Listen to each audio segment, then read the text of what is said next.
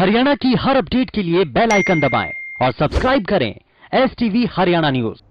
वहीं रेवाड़ी में 42 साल के एक व्यक्ति संदिग्ध परिस्थितियों में हुई मौत के बाद एक निजी अस्पताल को सील कर दिया गया। दरअसल मृतक हाल ही में गुजरात अहमदाबाद से आया था और 5 दिन पहले ही खांसी, जुकाम और बुखार की शिकायत के बाद वो अस्पताल में भर्ती हुआ था। प्रशासन को इस मामले की जानकारी गांव वालों ने दी थी। निजी अस्पताल में काम करने वाले डॉक्टरों ने कहा था कि मरीज की मौत डेंगू से हुई है। फिलहाल प्रशासन ने मृतक के साथ साथ अस्पताल के 12 कर्मचारियों और परिवार के 6 लोगों के सैंपल लेकर जांच के लिए भेजे हैं। आपको बता दें कि रेवाड़ी को शून्य मामले होने की वजह से ग्रीन जोन में रखा है।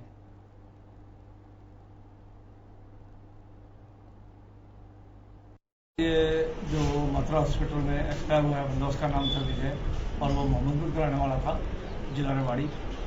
इसका जो अहमदाबाद से आने की हिस्ट्री है, उसके बाद वो घर पर ही था बावड़ में। 10 अप्रैल को उसको फीवर शुरू हुआ, बुखार शुरू हुआ। उसने छोटी मोटी दवाई लेनी शुरू करी। 15 तारीख तक उसका जो बुखार नहीं ठीक हुआ तो वो चला गया मातृका हॉस्पिटल में। मातृका हॉस्पिटल में डॉक्टर साहब ने उसको टेस्ट करवाया, उसमें डेंगू पॉजिटिव था। उसके बाद उसको डिफिकल्टी ब्रीदिंग शुरू हो गई, फीवर उसको था, सांस लेने में तकलीफ हुई।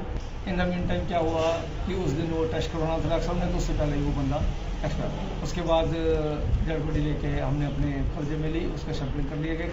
कल उसकी सैंपलिंग करवा दी है और उसके जो परिजन थे, उसके साथ परिवार वाले थे, उन्होंने कह दिया कि हमारा तो इसको कोरोना था, डॉक्टर ने टेस्ट नहीं करवाया। तो कोई बात नहीं, टेस्ट की रिपोर्ट दी है, उसको पता लग जाएगा।